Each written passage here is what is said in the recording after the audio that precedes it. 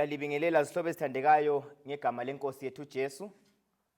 Sithanda ukubonga uNkulunkulu osiphe elinye ithuba lokuthi sikhangele encwadini yakhe. Sifunda encwadini yamakhosi esibili, ichapter ngelika 13, lamavesi amabili, uverse 20 lo 21 ngiza kuyifunda lapha.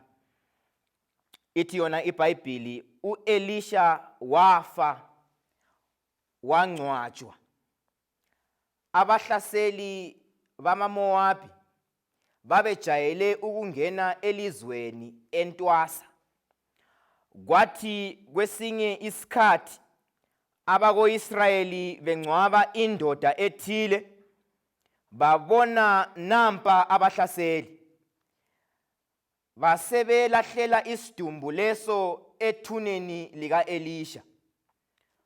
Kuthe isidumbu leso sithinta amathambo ka Elisha, indoda leyo yavuka, yasukuma yama ngezinyawo zayo. Asikhothamiseni amakhanda lapho esikhona sibe lelizwi lomthandazo. Nkosi ethandekayo, siyabonga ngesimanga esingaka.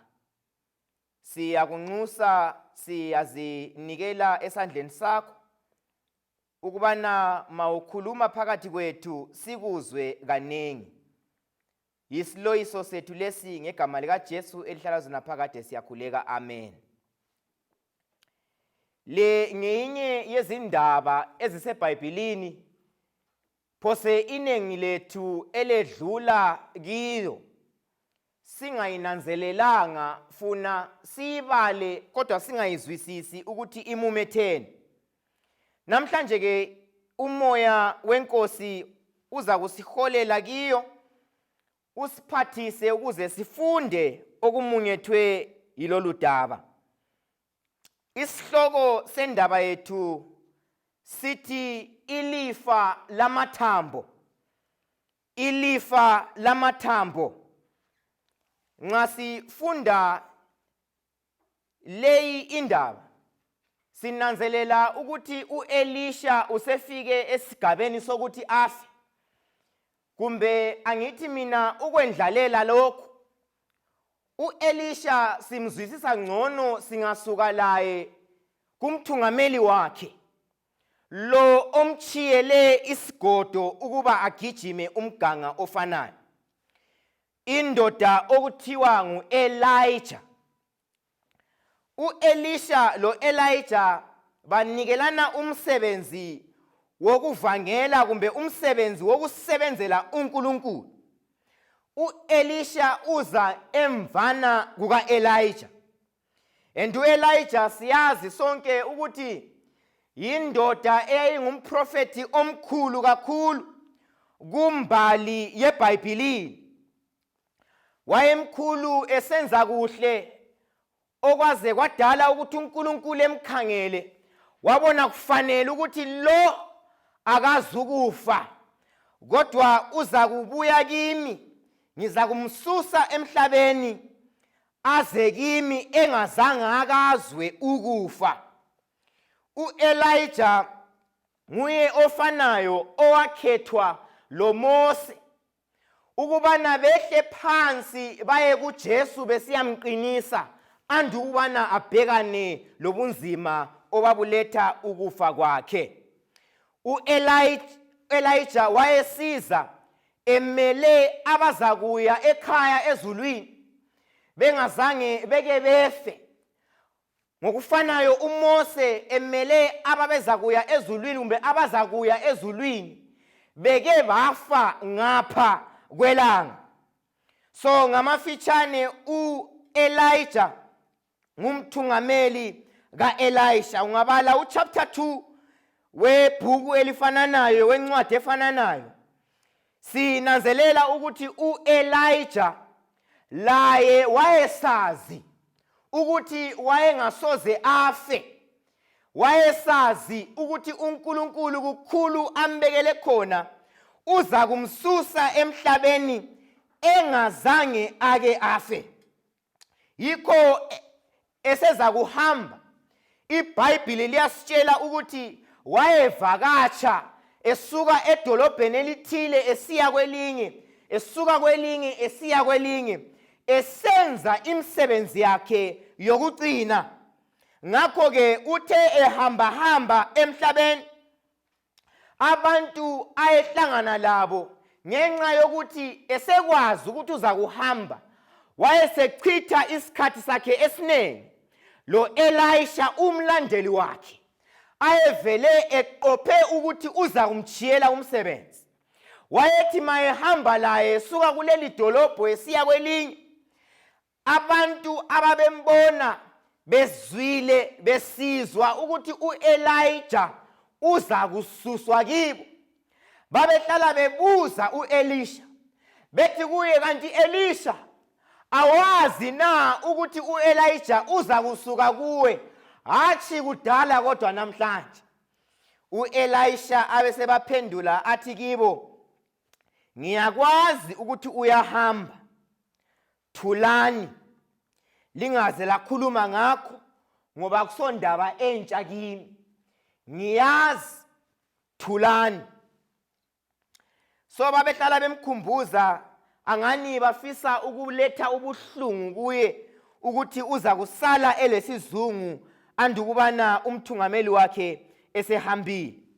Uthe esendleleni yakhe yokuya eJeriko, abantu bayaphinda futhi kumbuza uElisha ngokufanayo kethuki, kodwa uyabatshela uthi ngiyazi, thulani. Kutheke sebehambe ndawonye bebonke uElijah lo Elisha, mzwana uElijah esuswa emhlabeni esiya ezulwini. Bafika eJordani. Nxa befika eJordani, uyathatha ingubo yakhe ayichombulule, achaye amanzi, njengalokho kwenziwa nguMose ethungamela abantwana bakaIsrayeli. uElijah uyathatha ingubo yakhe achaye amanzi eJordani asevuleka. Athe esevulekile bachapha bubili babo. Nxa sebechaphile baya phetsheya, amanzi lawana ayaphinda futhi ahlangane. Nxa esehlangene amanzi, uElijah uyamkhumbuza uElisha ukuthi lesi yisona sikhathi ebengikulungiselela sona, ebengikutshela ngaso. Abesebona ukuthi uElisha uzimisele ukwamukela lolu thumo lokugijima lokuvangela indaba kaKristu, indaba kaNkulunkulu lokusindiswa kwabantwana bakaIsrayeli. Nxa esembona ukuthi uzimisele, esembona ukuthi inhliziyo yakhe ikhona emsebenzini wenkosi, uElisha uyakhangela uElijah uthi, hawu Nkosi, ungakahambi, ungakasuswa kimi, ngifisa nje ungenzele into eyodwa zwi. uElijah abesembuza athi kuye, kuyini okufunayo kimi? Kuyini ofisa ukubana ngikwenzele khona? uElijah uyamkhangela uElisha. uElisha acabangisise ukuthi kambe yini engingayifisa kuwe Elijah. Elijah nxa emkhangela uyazibuza la ukuthi kambe kuyini engingamenzela khona uElisha. Kukhona ucabanga okukhulu lokubindana kwengqondo phakathi kwabo bobabili. Ngesikhashana nje esincane, iBhayibheli liyasitshela ukuthi yehla inqola yomlilo ngesavunguzane esikhulu isizathatha uElijah. Nxa isehla ilanda uElijah, uElisha uyacabanga masinyane ukuthi kambe kuyini engikufisa kuElijah. Nxa ekhangela uElijah uthi, yebo Nkosi, sengicabangile engikufunayo. Phakathi kwazo zonke izinto ongangenzela zona, ngifisa ukubana ungiphe ngokuphindiweyo umoya olawo. Ngifisa umoya wakho kodwa ngifisi ngokulingene wena, ngifisa ukubana nxa ususiza kimi kube ngowakho plus owami, kube kubili. Ngifisa umoya oyingcwele uze kimi ungichaphakele ngokuphindiweyo. U-Elijah uyamkhangela abone ukuthi ucela into enkulu kakhulu.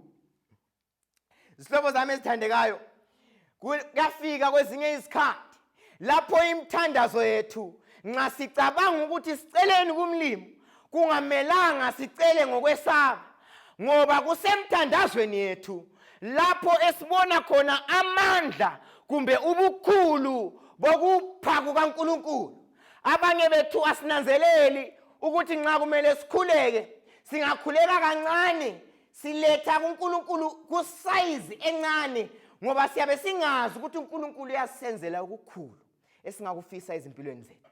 U-Elisha besekhangela u-Elijah uthi, hayi Nkosi, angifisi okuncane, ngifuna ungenzele okukhulu. Ngifisa ungenzele okukhulu okuphindiweyo kabili. I need a double portion of your blessing.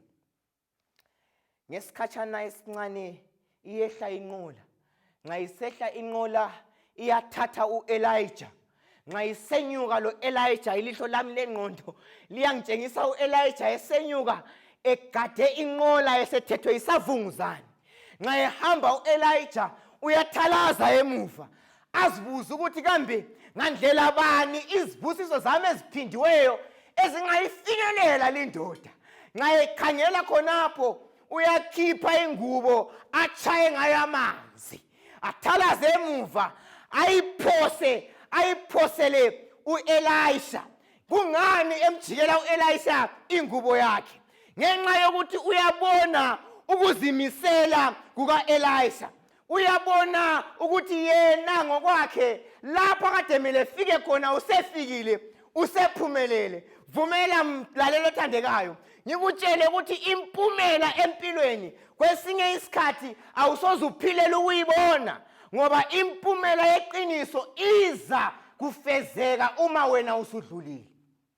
Impumela yeqiniso iza kukulandela usungasekho, ngoba ilifa eliqinisekileyo alisilo lifa lemali, asolifa lempahla, asolifa lenotho, kodwa kuyilokho okuchiya phakathi kwenhliziyo zabantu. U-Elisha abesethatha ingubo ngenxa yokuthi uyananzelela ukuthi umthungameli wakhe usenyukile, wahamba wayekhaya ezulwini. Uyathalaza emuva abone ukuthi hayi man, akulandlela engizabuyela ngayo ngiyephatha umsebenzi emva le nxa ngingabuyelanga ngendlela engibuye ngayo. Abesesithi isandla sami siphethe ingubo echaye amanzi, akula ngenye indlela engingabuyela ngaye edolobheni ngaphandle kokuthi ngithathe lingubo ngichaye ngayo futhi amanzi afananayo, ukwenzela ukuthi umsebenzi uhle uqale lapho engikhona khona. Abesethatha ingubo yakhe. U-Elisha uyathalaza, akhangele esibhakabhakeni, uyajonga phezulu, abone kancane kancane u-Elijah uyesuswa kuye, kasambonisisi kahle, isavunguzane siya silokhu sincipha siphela. U-Elijah usehambile, usezulwini. Ukuphumelela kuka-Elijah kupheli ngaye, kodwa usekunikele ku-Elisha. U-Elisha nxa esesele phethe ingubo, usesele lolwandle, usesele lomfula okumele ukuthi achaye ngawo futhi ngamandla okholo, ngamandla awacelileyo ingubo sokumele iqale ukusebenza, ngoba ukuphumelela akuphelanga ngo-Elijah. Ukuphumelela sokuchaphakele futhi kusizukulwane esilandelayo. Lalela mthungameli othandekayo, yiso isikhathi empilweni lapho umlimu angafisi khona ukuthi abathungameli bakhe bafe bephethe ubuthungameli babo. Umlimu uyafisa ukuthi sonke emabandleni masithungamele kahle, ukuphumelela kwethu kufezeke kulabo esibathungameleyo, ukwenzela ukuthi masilalayo ingubo esiyembetheyo iza kuba lamandla ukuthi abaseleyo bagijimelayo, abaseleyo bavule ngayo ubunzima obungabe bungabehlela endleleni yabo yokholo. Baza kuba lendlela yokuba kwazi ukuthi sihamba ngaphi ngenxa yokuthi abathungameli babo bavulile yona leyo ndlela. Nxa indlela ingavulwanga, abalandeli abalandlela abangalandela ngayo ngenxa yokuthi indlela iyabe ingacaci, indlela iyabe ingavuthwanga. Ukuze indlela ivuthwe, umlimi uyafisa ukuthi abathungameli bakhe bayivuthise ukwenzela ukuthi izizukulwane ezilandelayo, ama-pathfinder, mayedinga indlela baza kukhangela phezulu, bakhangele phambili, babekwazi ukuthi bakhona abathungameleyo, indlela ivuthiwe. Kungaleso sizathu ukuthi u-Elisha uyathalaza emuva ephethe ingubo ka-Elijah, esazi ukuthi leli jazi yijazi eliphethe izimanga. Abantu ade bengangihleka abazi ukwazi ukungihleka ngenxa yokuthi amandla emphenduka ngawo asomandla alingana la ka-Elijah, kodwa ngamandla aphindiweyo ayedlula aka-Elijah. Ngisamele ngichaphe umfula lo ukwenzela ukuthi ngiye phetsheya ngiyenza umsebenzi kaNkulunkulu. Abesethatha ijazi, chaye ngalo amanzi. Mvumela ke ngime nje khona phana ngilethe okunye ukuqhakathekile kumele sikufunde lapha namlaleli. Kwesinye isikhathi umlimi uyavuma ukuthi ohambeni lethu lokholo sihlangane lobunzima obuthile ukwenzela ukuthi thina esidibana lobunzima sibe ngabathungameli kibo lobo bunzima, ukwenzela ukuthi masisuka lapha singasukuma sikhulume ubufakazi, siphe itestimony, sitshele abanye abantu ngoJesu osindisa abantu phakathi kobunzima, bathole ukuqina, bathole amandla ngenxa yokuthi ukhona okhalimeleyo, ukhona ohambileyo indlela efanayo, wabona ubunzima abahlangana labo. Ingozi ekhona ngeyokuthi ma yabanga ubufakazi bakho lomunye umuntu, usunga yenza ubunzima odlule phakathi kwabo. Nxa buhlangana lomunye umuntu kumbe nxa omunye umuntu ehlangana labo, angabi kwazi ukuthi enze njani kumbe aziphathe njani ngenxa yokuthi kalawo amandla okumqinisa ohambeni lakhe lokholo. Ubuyele eBhayibhelini nxa ufunda isigaba sona lesi mayelana ngokufa kuka-Elisha, sinanzelela ukuthi engakafi, abanye indaba siyayikhumbula, u-Israyeli ugombolozelwe yizimpi, uyahlukuluzwa ngamakhosi ayisithupha. Abantu bayahlasela left, bayahlasela right, bayahlasela center, u-Israyeli uphakathi. U-Elisha usegule umkhuhlane oletha ukufa kwakhe. Nxa sifunda indaba leyi from ekuqaliseni, sinanzelela ukuthi u-Elisha engakafi waqala wagula. Vumela mlaleli othandekayo nke ngilethe indaba eqhakathekileyo from umuca wona lo. Sithola ukuthi abantu bakaNkulunkulu, noma ungazobe ngumprofeti kaNkulunkulu, umfundisi webandla likaNkulunkulu, isikhathi esinzima siyafika loba lasebantwaneni bakaNkulunkulu. Labantwana bakaNkulunkulu bayafika esigabeni sokuthi bagule imkhuhlane abangafa kiyo. U-Elisha abesegula. Nxa esegulile, u-Israyeli uya-attackwa, uyahlaselwa. Abantu baseMowabi bayahlasela u-Israyeli. U-Israyeli udidekile, kakwazi ukuthi achibilikele ngaphi. Umprofeti othenjiweyo uthenjiwe, usegula, ugula umkhuhlane azakufa kuwo. Ngenye indlela sinanzelela ukuthi kukhona okwenziwe ngu-Elijah okungakenziwa kumbe okungenziwanga ngu-Elisha. u-Elijah uthe ngakahambi esiya ezulwini uchile izibusiso eziphindiweyo zamandla omsebenzi wakhe. Kodwa u-Elisha sithola nanko usesifa, kodwa akula lutho esilifundayo kathesi aluchileyo eluchiyela ulutsha oluzalandela. Ingozi yokufa uphethe amandla. Abesebiza inkosi mayibuya, inkosi yakwa-Israyeli ithi, hawu baba, ngiyabona ukuthi sihlaselwe, lawe uyazi ukuthi sihlaselwe, kambe usizo lwethu liyakuvela ngaphi? U-Elisha abesesithi kuye, thatha idandili elilodwa udobhe imtshoko, ubusukuvula iwindi, udonse umtshoko utshoke phandle emoyeni. Mawutshoka emoyeni utshokela ukuveza amandla lokukhululwa okuzavela ezulwini. Abesesenza ngokufanayo, athathe umtshoko wakhe atshoke ngewindini, okuveza ukuthi amandla aza kuvela emoyeni, amandla aza kuvela kuNkulunkulu. Esihlalweni sobukhosi uNkulunkulu uza kubapha ukunqoba. Abesesithi ungakaqedi, dobha eminye imtshoko, ukhuluma kanje, ubeke ezakhe izandla phezu kwezandla zenkosi edonse idandili. Abesesithi, kathesi umtshoko wakho ungawutshoki ngewindini, kodwa utshoke phansi emhlabathini. Wathi esetshoka, watshoka kabili kathathu, wema lapho. Umuntu kaNkulunkulu, umprofeti kaNkulunkulu Elisha waba lokuthukuthela okukhulu ukuthi kanti kungani utshoke kathathu kuphela?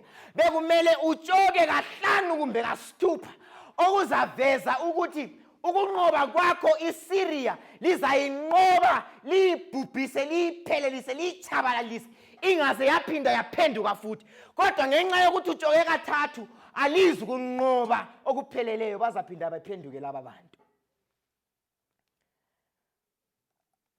Kuqakathekile isihlobo esithandekayo ukuthi ma sifunda iBhayibheli sinanzelele umlimo afisa ukuthi sikuthole kilo.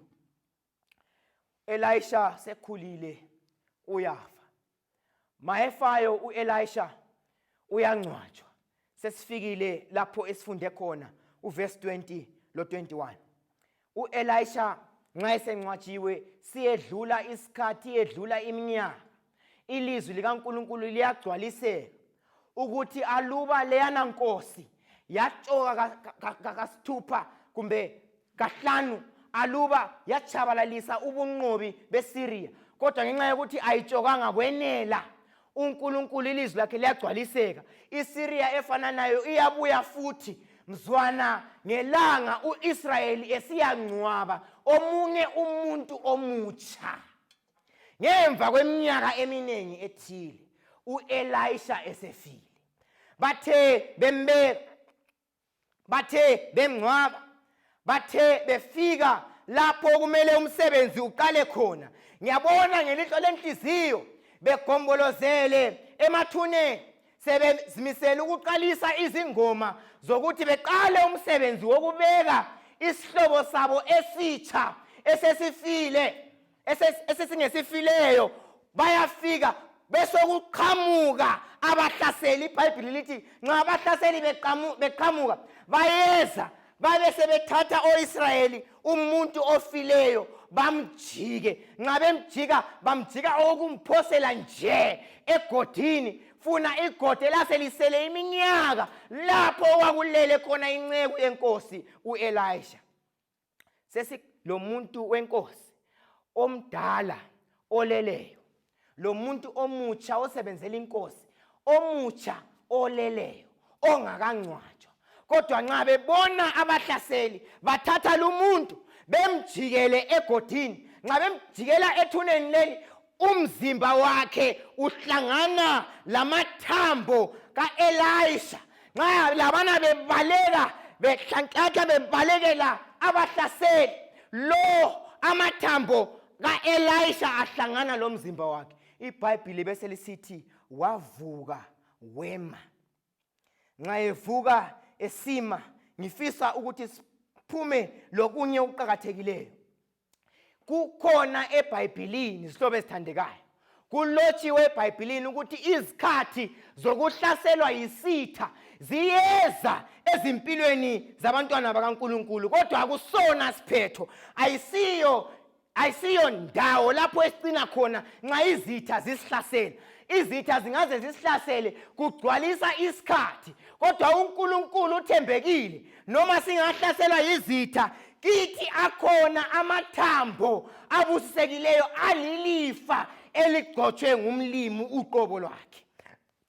Bathungameli ezimpilweni, bathungameli emabandleni, uNkulunkulu uyafisa ukuthi lapho esikhona khona ngasezimulini esiyikho khona singathungameli abanye abantu kathana sichiya ezethu izimuli, singathungameli ibandla sichiya ezethu izimuli. Akube khona kwabethu abantwana ukukholwa lokufunda ukuthi uNkulunkulu emathanjeni uyavusa amandla aphindiweyo abantu abakhe basindiswe. UElisha kukhona engakwenzanga kuhle, wayesefile wangcwatshwa lamandla akhe. Kodwa uElijah esiya ezulwini kahambanga lamandla akhe.